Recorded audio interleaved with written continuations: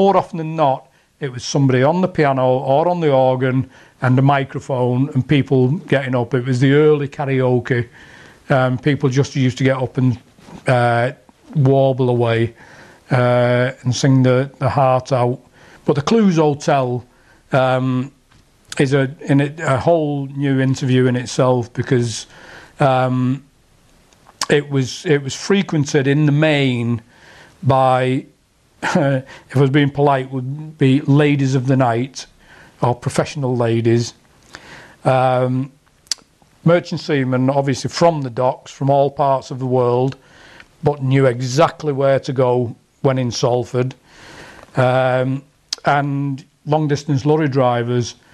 And if people think that Coronation Street is good viewing and EastEnders and Emmerdale or whatever, a night in the Clewes would knock them into a cocked hat, because to see, if you got in early enough and you saw the different groups of people, knowing that before the end of the night all those people would be intermingling and sorting out, you know, business arrangements, and the characters that went in there.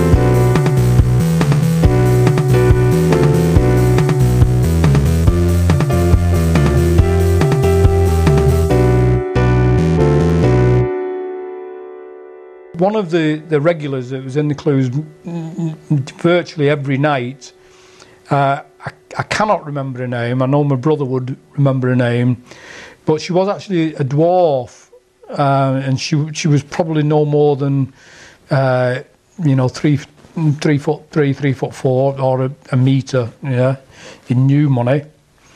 But the astonishing thing was that she used to go in the Clewes every night. But she would never sit at a table, she would stand at the bar. But the bar, in her terms, came to here, and she would stand there with a handbag and just effectively stare at the bar all night, just broken up by reaching up to get a drink.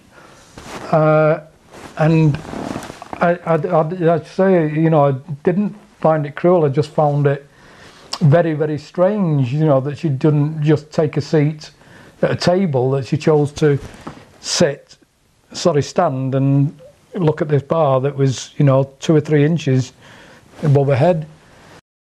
When I was 16, I have no idea how I found myself in the Salisbury Pub. The Salisbury was right opposite the dock gates. The dock gates that incorrectly has Manchester Docks above it. It's Salford Docks to everybody that worked there and everybody that knows it. But it's still there, Manchester Docks. But I found myself this afternoon, I think it was a Friday afternoon. I don't know how I found myself in the Salisbury when I was 16, surrounded by the dockers who'd finished for the day, and I had one of life's great learning curves, learning experiences, because I just sat there spellbound by all these dock workers that all still had their overcoats on and the piece of string with the docker's hook in it, as which they used to have, spellbound by the banter. And I thought, God, I wish I was 10 years old and I was one of these guys. And you know, the crack and the banter that went on between them, again, one of them you don't forget. I had no idea how I found myself in there on a Friday afternoon. I was only 16, but I was with my brother, George. But I still don't know how I found myself in there. But my brother worked on the docks for most of his life. But that afternoon, when I was 16, and I probably had, you know, half a bitter and fell over in the corner after it. But I'd never forget that. It was a magical experience.